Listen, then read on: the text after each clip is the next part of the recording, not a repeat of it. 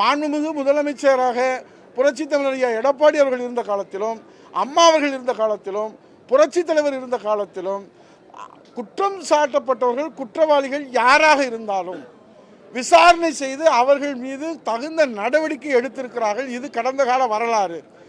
ஆனால் இன்றைக்கு அவர்கள் சொல்வது, மாண்பு முதலமைச்சர் அவர்கள் பதிலளிக்கிறதை சொல்வது, இந்த சம்பவத்தை முழுக்க விட்டுவிட்டு அந்த ஆணையாளர் ஏன் அப்படி ஆரம்ப கட்ட விசாரணையை சொன்னார், அமைச்சர்கள் ஒருவருக்கு பின் ஒருவராக பதற்றத்தோடு ஏன் சொன்னார்கள், இவ்வளவு சொன்னதற்கு பிறகு முதலமைச்சர், காவல்துறையை கையில் வைத்திருக்கிற முதலமைச்சர் ஏன் வாய் திறக்கவில்லை, இந்த கேள்வியெல்லாம் தொடர்ந்து நாங்கள் கேள்வி கேட்கிற போது முதலமைச்சர் அவர்கள் பொள்ளாச்சி பாலியல் சம்பவத்தை அவர்கள் எங்களிடத்திலே கருத்துக்களை சொல்லுகிற போது, பொள்ளாச்சி பாலியல் சம்பவத்திற்கு உடனடியாக சிபிஐ விசாரணை வேண்டும் என்று பரிந்துரை செய்தது அன்றைய முதலமைச்சர், இன்றைய எதிர்க்கட்சி தலைவர், மாண்புமிகு எதிர்க்கட்சி தலைவர் அண்ணன் எடப்பாடியார் அவர்கள்.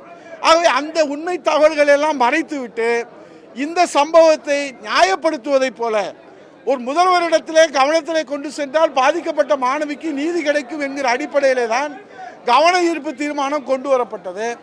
ஆனால் அவர் பொள்ளாச்சி சம்பவத்தை மேற்கோள் காட்டுவது இந்த சம்பவத்தை நியாயப்படுத்துவதைப் போலதான் அமைந்திருக்கிறது தவிர, ஆகவே அது குறித்து எங்களுக்கு உடன்பாடு இல்லை. பொய் தகவல்களை தெரிவிக்கிறார்கள். முதலமைச்சர் அவர்கள் பொய் தகவல்களை, உண்மைக்கு மாறான தகவல்களை அவையிலே பதிவு செய்யக்கூடாது என்பதற்காக நாங்கள் எதிர்ப்பு தெரிவித்துவிட்டு நாங்கள் வெளிநடப்பு செய்திருக்கிறோம். செய்திகளை உடனுக்குடனும் துல்லியமாகவும் தெரிந்து கொள்ள சப்ஸ்கிரைப் பண்ணுங்க.